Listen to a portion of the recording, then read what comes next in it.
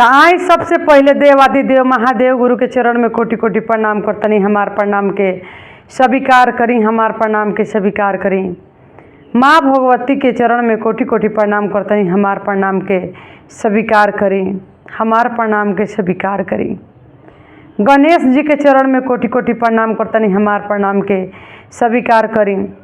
धरती पर बैठल धरती माता के चरण में कोटि कोटि प्रणाम करतनी। हमार प्रणाम के स्वीकार करी। साहब हरेंद्र नंद नीलम दीदी के चरण में कोटि कोटि प्रणाम करतनी। हमार प्रणाम के स्वीकार करी।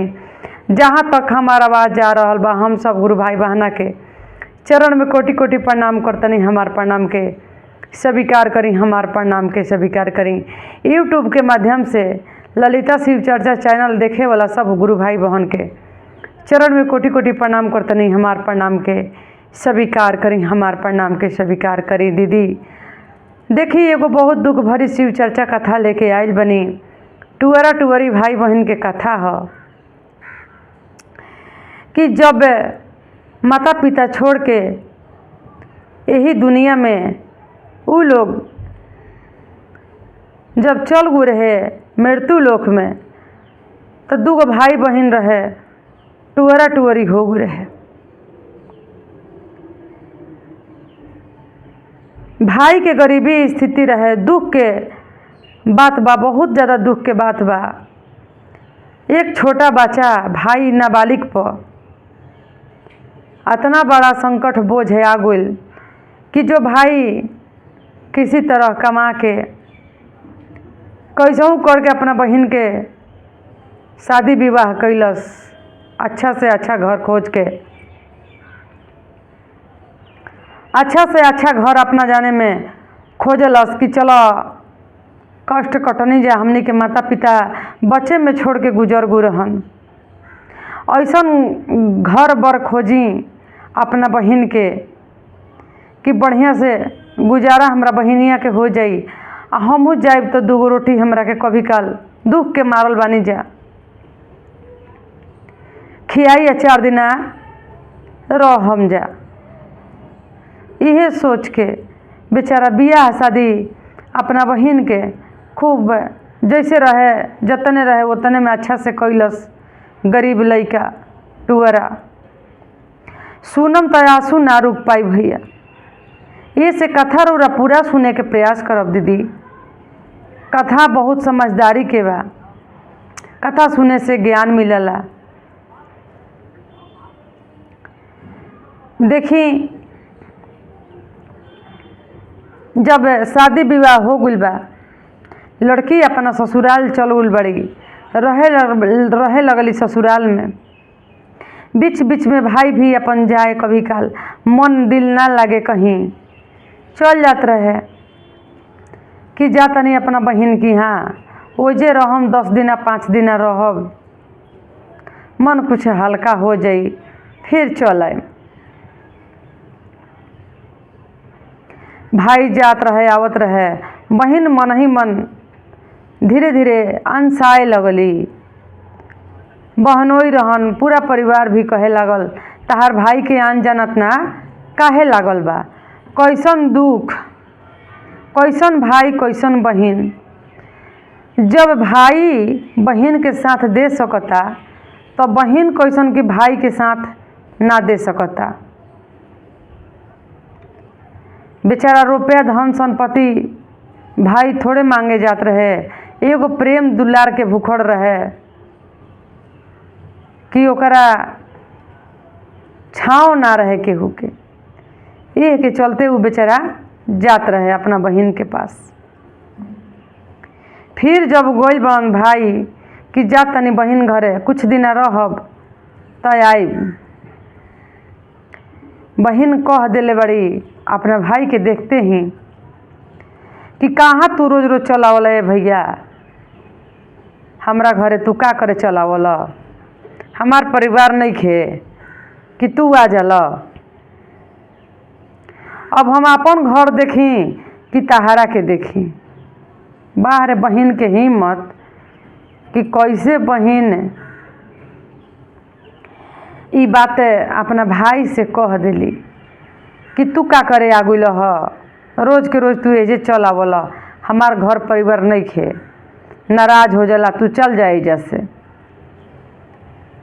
बासी चावल रख रहे, कह तड़ी बासी चावल लेके कटोरी में चावल अचार आ प्याज, गरीब के खाना गरीबे लेखा देले बड़ी।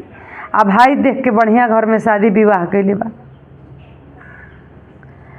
कह तड़ी कटोरी में कि ले भैया खा ले, खा के तू चल जाई जैसे रही अपन नहीं, एजा मत आवल कर डेली के डेली, न तो हमार घर बर्बाद हो जाई। बेचारा भाई जब सुनलस ई बात, ओकर आंसू ना रुकल, बहुत रोवे लागल, बहुत ओकरा कलेजा में चोट लागल, इतना धक्का लागल कि वाह हमारा बहन के हिम्मत कतना पड़ल ह कि हमार बहन हमारा के वैसे कह दिली, ऐसे कह दिली। ठीक बता, ससुराल वाला से तू मजबूर रहू तो ससुराल वाला के समझा देवे के चाहिए कि हमार भाई कहाँ रही, टुअरा टुअरी रही जा, किसी तरह हमने के अपने में भाई हमार पोसलस, यह गरीबी स्थिति में पोस पाल के हमारा के शादी विवाह कर दिलस, तब भैया हमारा भी 10 दिन 1 महीना नहीं रह सकते। लेकिन ना बहन भी अहंकारी हो गई, अपना भाई के शब्द बोल दिली, भाई से बर्दाश्त ना भई, भाई के आँख से आंसू ना रुक पैलस, भाई रोवे लगलन, गमछा में रुमाल निकाल के आंसू पोछे लगलन, अपन पोछे लगलन।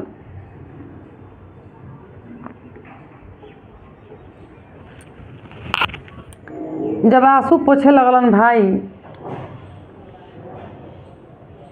कह तली बहन कि रो मत भैया, तू चल जाई जैसे, रोवे के का बा, चल जा। धन सेठ वाला बोली निकले लगल बहन के कि हमार सास बिया, हमार ससुर बा, हमार पति, हमार देवर, हमार ननद, तू अपना घरे जा। भैया अपन निकल गइल बड़न वजह से, खानो ना खैलन, ले जा बहन, ई खाना तू लोग के काम आ जाई, काहे के एक आदमी के हम खाना खा जाए, ई ले ला बहन, तू रख, तू अपन खाना। बेचारा सोचते पघरते निकल गइल बड़न वजह से, रोते छछनते आ सोचत हवन, गमछा में लोर पोछते राह धैले जात हन। जात जाते एगो जंगल भेटाइल बा, जंगल भेटा गइल बा त जंगल में चीता, भालू, बंदर बहुत सारा रहे, उनकरा के घेर लेलस। बेचारा डर के मारे पेड़ पर चढ़ गइलन। डर के मारे जब पेड़ पर चढ़ गइलन त गाय आ भैंस खूब आवत रहे ओने से। गाय भैंस कहीं से आवत रहे त गैया भैंसिया का कैलस कि पेड़वा ध के खूब हिलावे लागल, लागे कि पेड़वा के कबार दीही, लागे कि पेड़वा के कबार दीही। खूब झका झोरता, लइका लागे कि गिर जाई वही पर से। बेचारा एक तो दुख के मारल रहे। फिर ओने से एगो भैंसा आ गइल। जब भैंसा आइल तब भैंसा भी खूब झका झोरता, पेड़ के खूब झका झोरता भैंसावा। तब जाके लइका डेराइल बा, तब भैंसा कहता, भैंसा बोलता, काहे कि भैंसा कुछ अच्छा कर्म कैले रहने से उनकर कभी कभी गरीब इंसान के देख के कहीं केहू के हेल्प मदद करे खातिर उनकर आवाज़ मनुष्य वाला निकले लागत रहे। तब भैंसा कहतड़न कि ये बाबू, तू कौना दुख के मारल बड़ा, तू पेड़ से नीचे आब, तू पेड़ से नीचे आ जा, तहरा कौन कष्ट बा, कौन पीड़ा बा, तू रोवा छछना मत। ई भैंस आ गाय घेरले बा, आ बच्चा बछड़ू, तहरा के केहू कुछ न बिगाड़ी, तू नीचे आब, रोवा मत। तहरा के चीता भालू बाघ केहू ना खाई, हम बानी, आब, हम तहरा से वादा करतनी, तू आब ए बाबू। लइका डेराइल बा, डरे सिहुकल बा, उतर के कहता कि रौरा कैसे बोलतनी, रौरा तो हई भैंसा। आ तो हाँ हम हई भैंसा, लेकिन कुछ कहीं अच्छा कर्म कैले हम जरा से हमरा आवाज़ निकलता केहू के मजबूरी देख के हम बोले लागिला, मदद कैल चाही ना तो हमारा आवाज़ निकले लागला। देखी भैंसा भगवान के रूप रहे, भैंसा के रूप रहन भगवान कि उनकरा के ज्ञान कैसे दिलन कि बाबू तू पेड़ पर से उतर जा। उतर गइलन, बातचीत भइल, कहलन कि एक काम कर, ई तहरा के गाय बछड़ू आ भैंस कुछ ना करी, हम जानतनी गौशाल में रहेला, गौ के जौन साल होखला वही में रहेला। आ तू चल, एक काम करी बिना मेहनत के फल ना मिली, तहरा कुछ मेहनत करे के पड़ी, तू चल एजा से, जहाँ ले चलता नहीं तहाँ। आगे आगे भैंसा जाता, पीछे पीछे बेचारा ई गोइलन, जहाँ गौशाल रहे वहाँ लेके गोइल बड़न। कहलन कि जतना ई गौशाल बा गाय के जहाँ बन्हा लीसन ई सब बाहर दई जा, बाहर सहार के चिकन चुलबुल कर द, गोबर जतना बा उ सब हटा दई जैसे आ सब बाहर सहार के चिकन कर द, एकरा के तनी पानी उनी छीट के बढ़िया से बाहर द कि गाय बछड़ू आई आ भैंस चैन शांति से सूती रही यही जा, तहरा के कुछ न बिगाड़ी। आ तनी सानी उनी गोत द, एकनी के कुछ खाए के दे द चारा उरा। बेचारा का कैले बड़न कि सब बाहर के गोबर निकाल देले बड़न, बाहर झाड़ के खूब बढ़िया कर देले बन, गौशाल के खूब चक चक सुंदर लागता, गौशाल साफ सुथरा कर देले बन। गौ माता अली जा आ वही में आके आ रहे लगली जा, अपना गौशाल में घुसत रही जा, कहत रही जा इतना साफा कहियो ना रहत रहे, बड़ा गंदा में रहत रही जा, जहें हमनी के गोबर रहत रहे वो जे रह जात रही जा, वही पर बैठ जात रही जा। आज कौन ऐसा इंसान आइल ह कि हमनी के गौशाल के साफ कर देले बा। बड़ा अपने में ये लोग सोचत रहे, जितना गाय भैंस बछड़ू बच्चा ये सब रहे सोचत रहे। भैंसा कहलन कि देखा एगो गरीब बा, ओकरा कुछ नहीं खे, ना माता ना पिता ओकरा कोई नहीं खे, ना ओकरा घर दुआर बा, कैसे कैसे बेचारा अपना बहन के पालन पोषण क के शादी विवाह करलस, बहनियों एकरा के साथ नहीं खे छोड़त, बहनियों साथ छोड़ देले बिया। गरीबी स्थिति में बहन धक्का दे देले बिया अपना भाई के, बड़ा दुख के मारल बा भाई, तो अंजनी शरण दे दा जा, यही गौशाल में खाई ये जे रही जे सूती दूही गाड़ी, तू लोग के सेवा पानी करी। गौ माता कहली कि ठीक बा। कहलन कि एकर दूध है बाबू, जितना बड़ी सन गाय आ भैंस ई सब के दूध तू निकाल। तो दूध निकाल के का करम, दूध निकाल तू पहले। दूध लइका निकलले बा, भैंसा कहत ना कि दूध तू निकाल, जितना गाय बैसन जितना भैंस ई सब के दूध निकाल। लइका सब के दूध जब निकाल लेबन तो कहतन कि अब बताई का करी, पहले तू अपन आत्मा भर ल। भैंसा कहलन का करे के नहीं खे, पहले तू आत्मा भर ल, तहार तू दुख के मारल बड़ा, कई दिन के पियासल बड़ा, कई दिन के भूखे बड़ा। बाबू तू पहले तू अपन आत्मा जुड़ कर, भर पेट दूध पी ल। लइका भर पेटा दूध पी लेलस, अब दूध नहीं खे पियल जात। हमार आत्मा भर गइल बा, हमार पेट भर गइल, अब यह दूध के का करी बताई। आता जा तू दूध के बाजारी में बेच द, बाजार में तू दूध के सब बेच आव। बेच के अइलन आ बेच के आवे लगलन। रोज भैंसा कहस कि रोज तू दूध दूही ह, साफ सुथरा करी ह, दूध दूही ह, आ दूह के तू खइह पीह, आ जितना तहारा खाए से बेसी बाँची उ ले जाके बाजार में तू बेच दीह। तो जितना खाए के रहे बेचारा अपन खास, भैंसों के खियावस पियावस, सेवा पानी करस, बाकी दूधवा ले जाके बेच आवस। ऐसा ही करते करते पैसा हो गई उनकरा लगे। जब पैसा हो गई तब भैंसा राय दिलन कि एक काम कर, ए बाबू तू एगो झोपड़ी बना लो, तू अपना रहे खातिर कहीं जगह खरीद ले नहीं, आ खरीद के एगो झोपड़ी बना लो, वही में तू रहे लगी है। रहे लगलन, अपन झोपड़ी बना लेलन, ऐसे ही दूधवा गारस बेचस, वही में अपन रहे लगलन, खाए लगलन, रहे लगलन, खाए लगलन। ऐसे ही करते करते करते करते बहुत पैसा हो गई। आ भैंसा ज्ञान दे वाला रहन। भैंसा कहस के करा के बहुत बड़ा महल बना ला, बहुत बड़ा महल बन गल। वही गांव में एगो राजा रहत रहन। त राजा के देखी ईर्ष्या रहे, जलन रहे केहू से। केहू अमीर आदमी बा, बहुत लोग ऐसन बा, सब कोई तो ना, लेकिन कुछ ऐसा आदमी बा जेकर जतने धन होखला वो एक दूसरा के देख के जलबो करला कि हमारा से आगा ई ना निकलो। जैसे ही वो राजा साहेब रहन ओह गाँव में, उनका बड़ा जलन होखे लागल कि कतना ही बढ़ता, कतना तरक्की करता। ई तो बुझाता कि राज रज ले बाई जा, कहाँ से आके बस गई। खूब पैसा हो गई, खूब महल हो गई, घर हो गई, गाय भैंस भी खूब ज़्यादा हो गई। गाय भैंस बछड़ू बहुत ज़्यादा हो गई, बहुत ज़्यादा। तब भैंसा ज्ञान दिलन कि एक काम कर, तू कहीं कहीं से जाके गरीब के ध के लेके आब।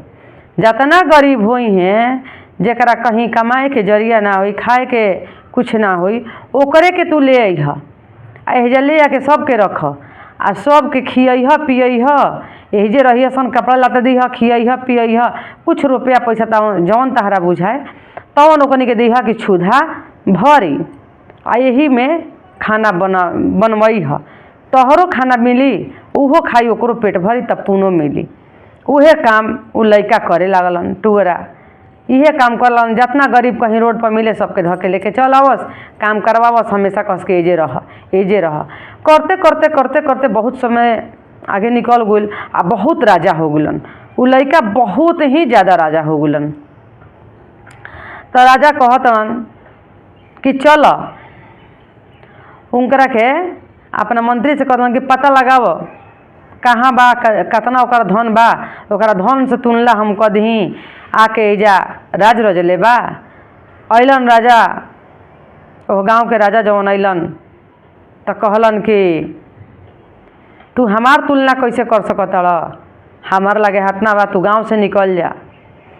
कहलन कि ये गरीब पर छोड़ दे बनी, जितना ई लोग के रखले बनी, ई लोग बोल दी कि तू चल जाता, हम चल जाए। भैंसा खड़ा होके कहतन कि ना, ई कहीं ना जइहन, ई हम इनकरा के लेल बनी, ये गौ सबके सेवा करे खातिर, ई अहंकारी निखन भइल, ऐसे ही एहजे रही हन, ई ना जइहन। तो उनकरा के नैखन जाए देले। भैंसा कहलन, उनकर धन के था लगालन राजा साहेब, कहतन कि बाप रे बाप, ई तो हमरो से बेसी एकरा धन हो गइल, आ लोग के भलाई कतना करता, यही से एकरा बढ़ंती तरक्की होता। चलो एकरे से काहे ना अपने एगो बेटिया के बियाह कर दही। देखी वो जब बिगाड़े खातिर गइलन आ उनकर काम बन गइल।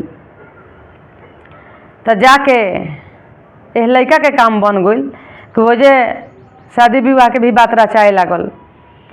तो कहलन कि चल, ई तो हमरो से धनवान बा,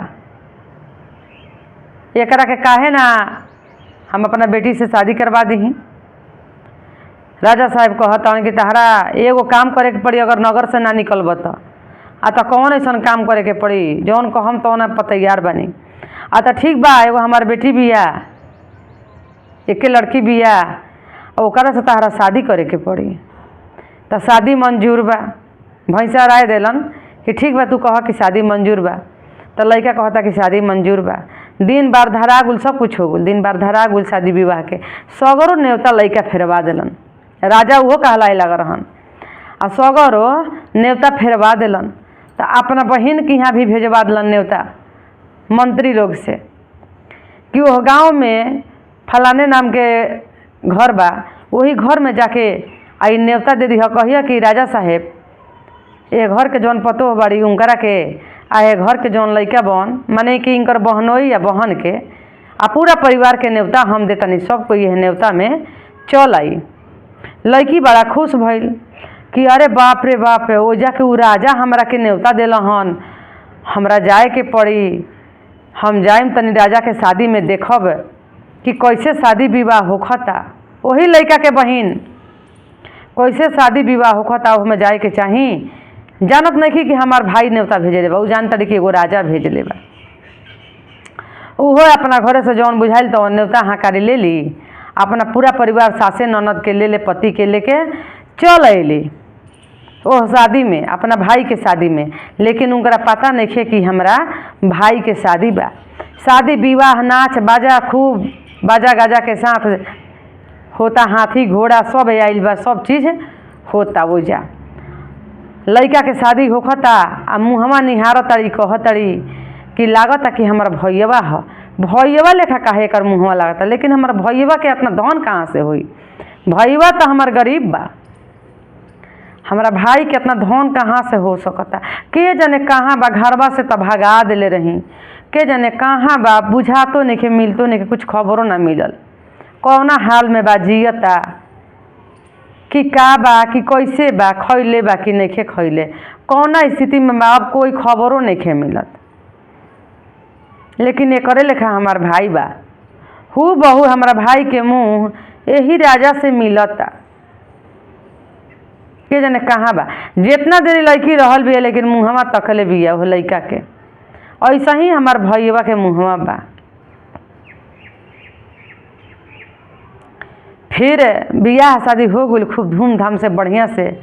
वो लड़का के पत्नी अपना घर में आ गई बड़ी, सब कोई के विदाई वो लड़का करे लगलन। राजा सबके विदाई में कुछ कुछ देवे लगलन सामान, जे जाए ओकरा के देवस ओकरा के देवस।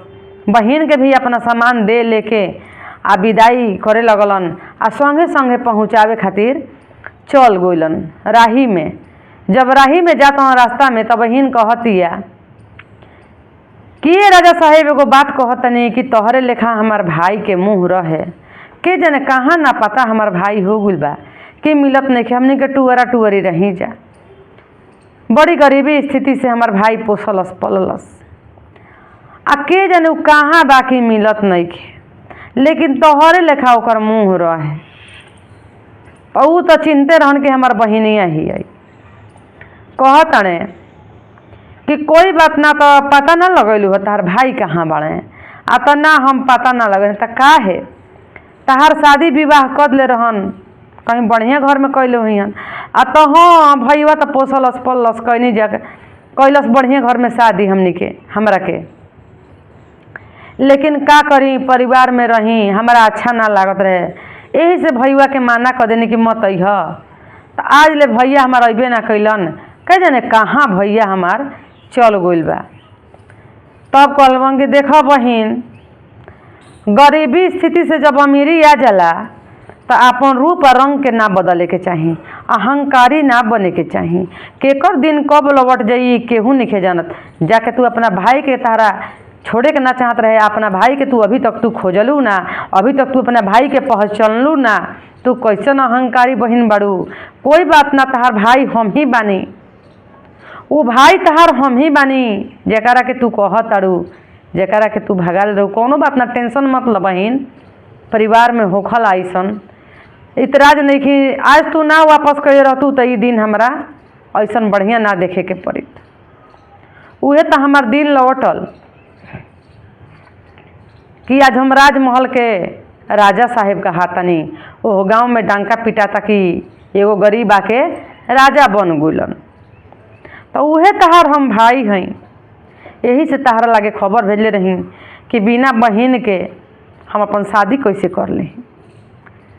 हमारा लगे संपत्ति हो गई बा बहन, चिंता मत करी, तहारा दुख ना होके देम, तहारा के दिक्कत ना होके देम। यही से अपना दे लेके तहारा के विदाई कैनी है, तहारा कुछो के दिक्कत ना होके। आ दिक्कत होई तब बेहिचक तू हमारा भेरी चल, चाहे केहू से खबर कर दी,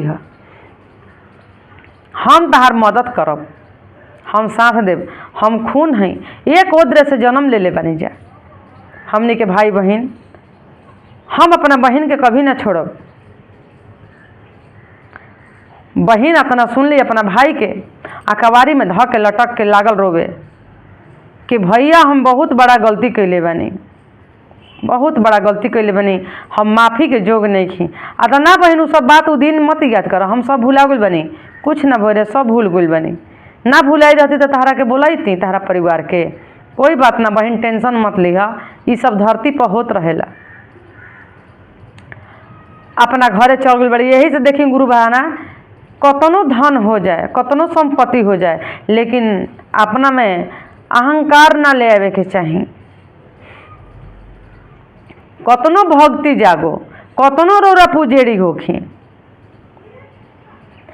जितना ज्ञान होके बांटे के कोशिश करें, लेकिन घमंड ना, अहंकार ना कि हम ज़्यादा पुजेरी बानी, ज़्यादा भक्तिन बानी, बहुत कुछ बुझाला हमार लगे ढेर धन संपत्ति बा, हम अपना के केहू दूसरा के हम अपना आगा हीन लगावतनी। हीन नज़र से केहू के मत देखी, झुकल रहम, तरक्की होखी, बढ़ंती होखी।